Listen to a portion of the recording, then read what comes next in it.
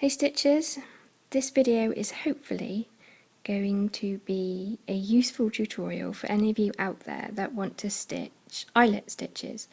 Now sometimes, as is the case with a lot of specialty stitches, stitches are known by different names. So you might have heard the name Algerian eyelets or something like that.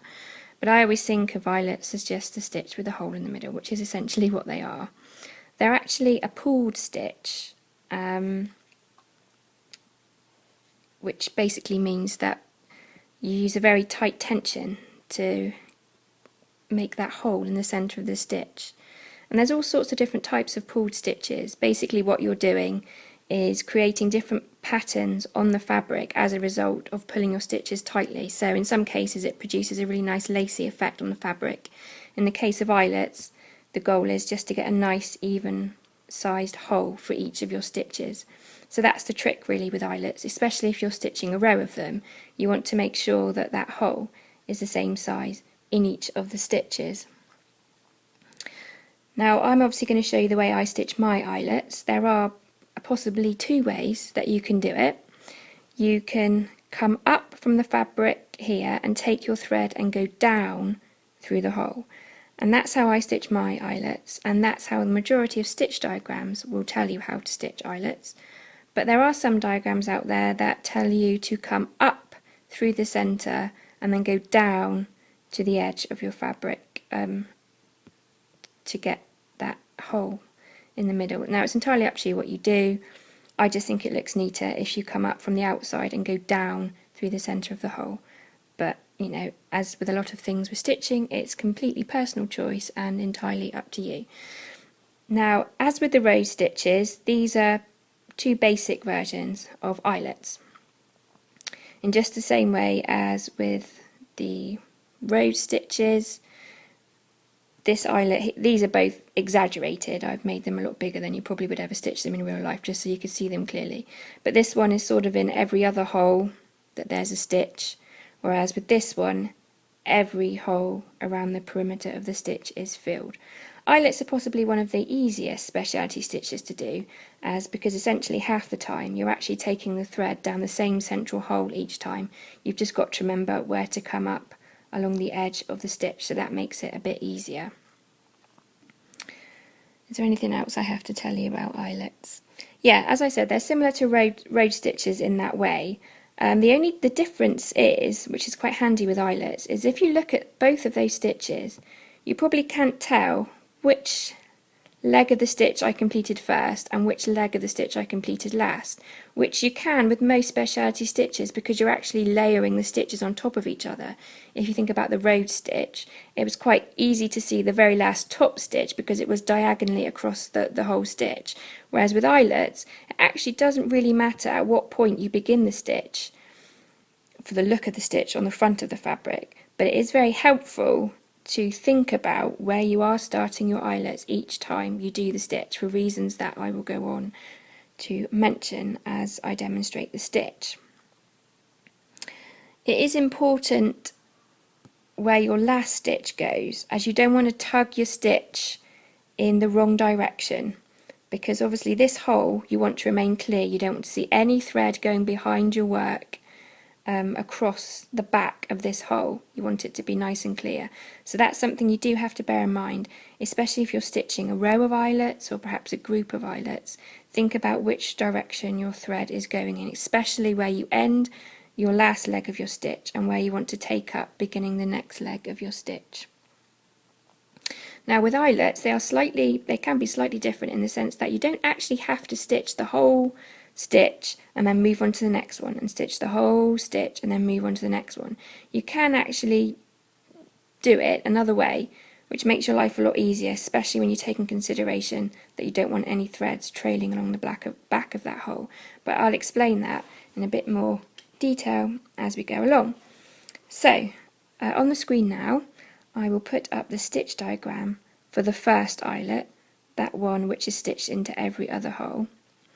And you can see again where the odd numbers are, you go up through the fabric, and all the even numbers, which are a bit hard to see, all the even numbers, you go down into the fabric. and all those even numbers, all those threads go down through the same central hole in the stitch. So it's quite easy, quite simple to remember. So now let's go on to the demonstration. So I've already pulled up my thread so that it's at position 1. So now I need to go down that central hole for position 2. Now, to make that hole in the middle, you can either do one of two things. You can either give your stitch a little tug as you pull it down through the fabric, or what some stitchers do is they will give it a tug when they pull their thread up through the fabric, ready in place for the next stitch. It's entirely up to you what you decide to do. As you practice eyelets, if you've never done them before, you'll get used to the amount of tension you need to make that hole. And also the other thing is, it's entirely up to you how big you would like that hole to be. Sometimes a stitch, the pattern, the chart that you're following, it will say, make sure you open up the hole really wide, or it might give you some indication as to how big the hole should be. But at the end of the day, it's entirely up to you how you prefer the hole to look. So again, we're coming up at 5 and going down at 6, and you just basically work your way around. Always making sure you're going down through that same central hole and giving the stitch a little tug, either when you come up through the fabric or when you go down through the fabric.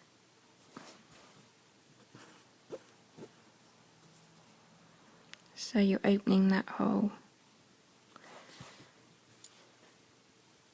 as much as you think it needs it.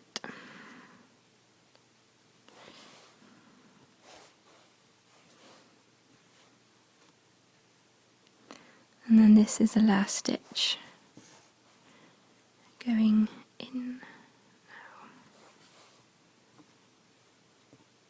So there we go. There's your eyelet stitch. Now, as I mentioned at the beginning, where you put your last stitch can be quite important in relation to where you want the next stitch to go. So for example, I wouldn't want to start my next stitch, say, up here, because it will drag can you see how it would drag the thread at the back? So ideally what you want to do with your last stitch of an eyelet is you want to start the next stitch, you want to pull that thread in the opposite direction, so it makes sure it keeps that hole nice and open. Now, as I mentioned, you don't have to start your eyelets in the bottom left hand corner every time. So if I was going to stitch a little block of eyelets, what I would actually do now is I would bring my stitch up here.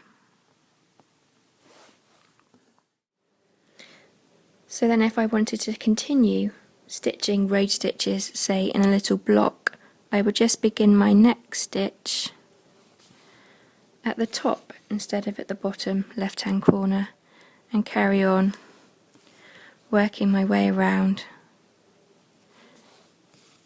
as I'd done before.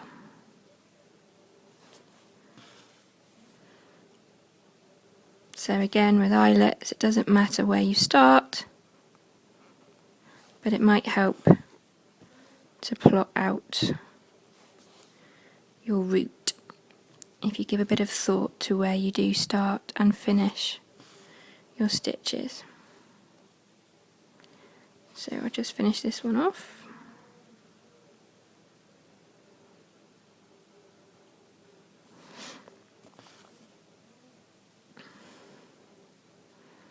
Eyelets are just about always used in chatelaines, and also they're used in different versions, but they're used in both the Northern Expressions Twisted Band samplers, Twisted Rainbow and Twisted Band.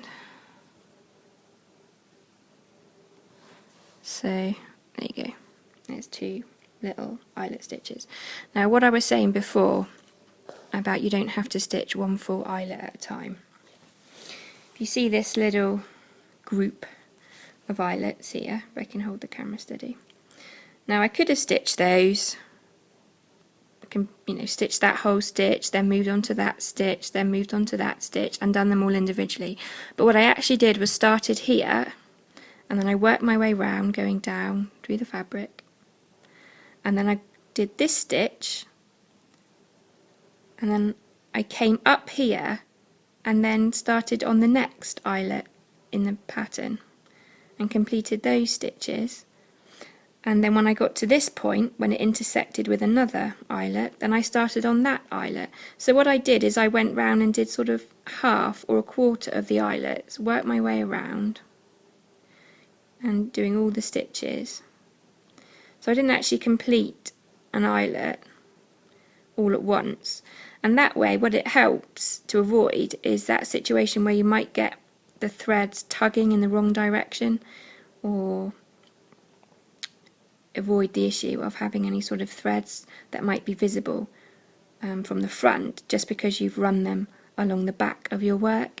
So that's another option with eyelets. You don't necessarily have to stitch all the stitches at once, but perhaps sometimes you could work out a little path where you could do perhaps half an eyelet stitch, and then as you work your way around you can complete the stitch. So that's another option. I hope that makes sense to everybody. So coming back up here to the top, and I'll just show you quickly how to stitch what I would call a dense eyelet, so where you're working into every single hole around the perimeter of the stitch. It's exactly the same as the other eyelets, you're just obviously working more legs of the stitch to give it a denser look. And for this one I'm going to do a slightly smaller one, otherwise we could be here for hours because eyelets can get quite tedious because there can be quite a lot of legs to each of the stitches. So my thread is already up at point 1, so now I need to go down to point 2. Just as I work around, giving a little tug each time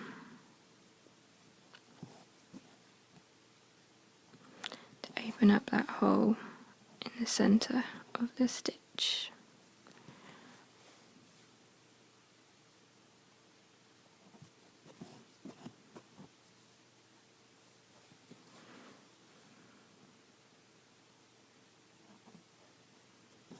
This one's actually quite tiny, but I didn't want to bore you, they take ages to do.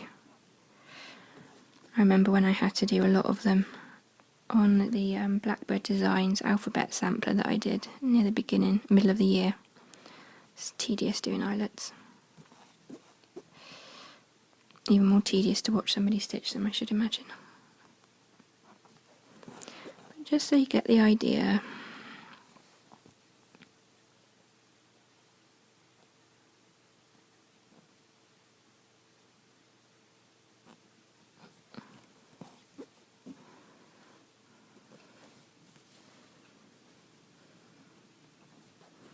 Can't leave it half finished.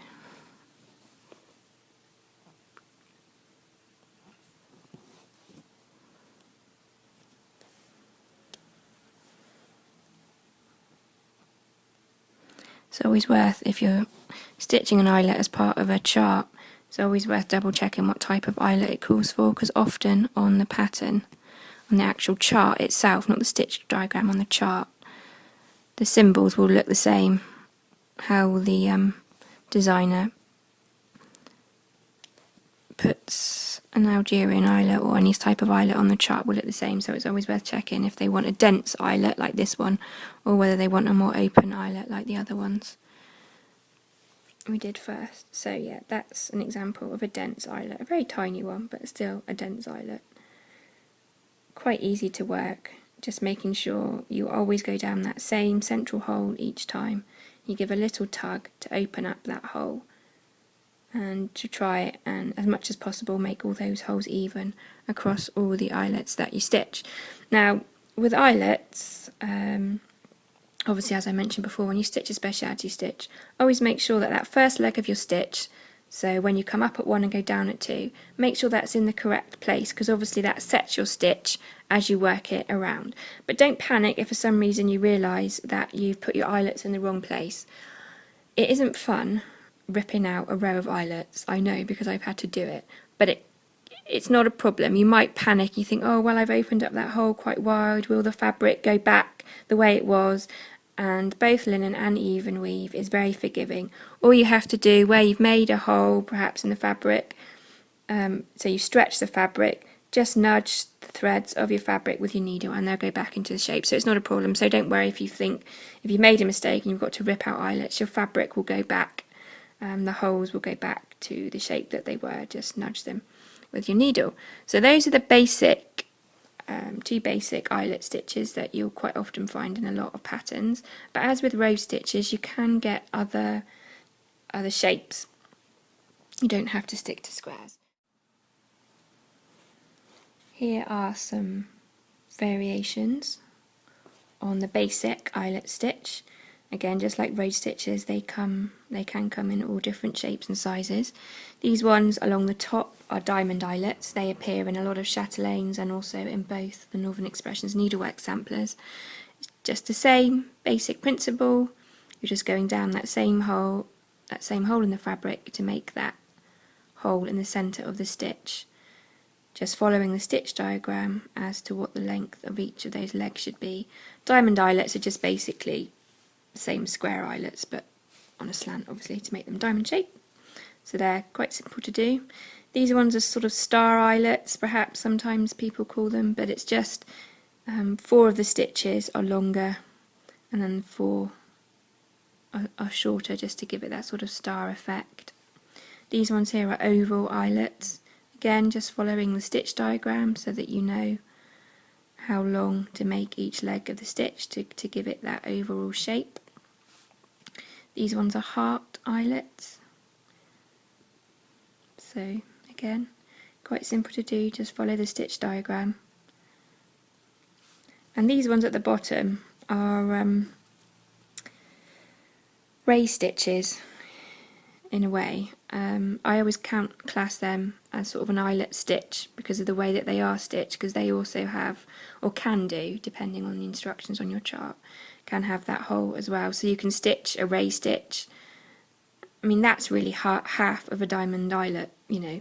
So they're all very similar. There's only so many places, you know, in the fabric that you can put the thread, to be honest. So, you know, it's quite simple. That one makes a nice border. All of them can be used in different ways, really. It's up to you how creative you want to be. Either you, as I've said before, either you can follow a chart which requires speciality stitches, or, you know, you can just add them in pieces that you're currently stitching just to do something a bit different. So there's I'm sure there's other eyelet variations out there. I just picked those for you to do because, you know, they're quite simple. I will endeavour, as I did last time, to find some stitch diagrams on the internet and give some links to those in the video description, so that if you want to have a go at trying out these different ones, you can.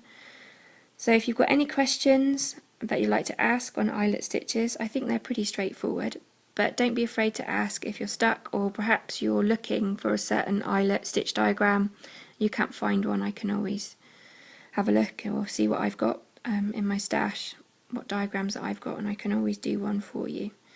And also any comments as well. If you found this video useful or helpful, please feel free to leave a comment. So there you go, that's how I stitch my eyelets. So thank you for watching and happy stitching.